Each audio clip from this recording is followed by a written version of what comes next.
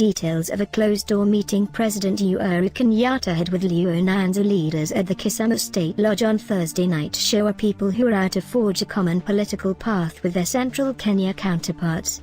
While the agenda was said to include development projects the leaders want the national government to implement in the region, the meeting was full of political undertones and overtures in what may shape the country's politics going forward. Multiple interviews with those present show that Siaya Senator James Ongo set the tone when he urged President Kenyatta to consider backing Mr. Odinga in 2022 in the spirit of the March 9th handshake, almost veering off the agenda. "We would be happy if Your Excellency considers offering your support for Mr. Odinga to continue with your March 9th peace deal of uniting the country and enhancing good governance," Mr. Ongo reportedly told the president.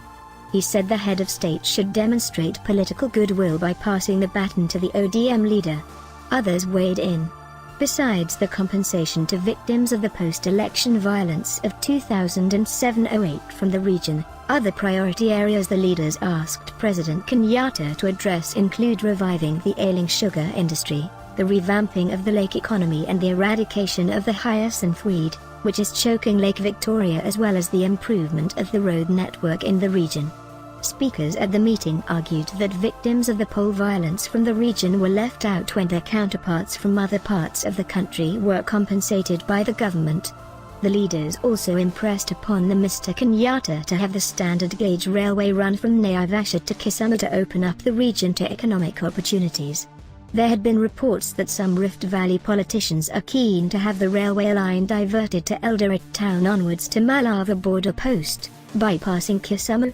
Mr. Ongo's request that Mr. Kenyatta backs Mr. Odinga in 2022, for it to be granted, puts the president in a catch-22 situation. There is the question of legacy on which he needs Mr. Odinga's support. There is also the question of the demand to honor a pre-election deal with his deputy William Ruto to back him. When the Jubilee formed in 2012, months before 2013 elections, President Kenyatta's then National Alliance joined forces with Mr. Ruto's United Republican Party and a number of other allied parties. They later merged in 2016 to form the Jubilee Party.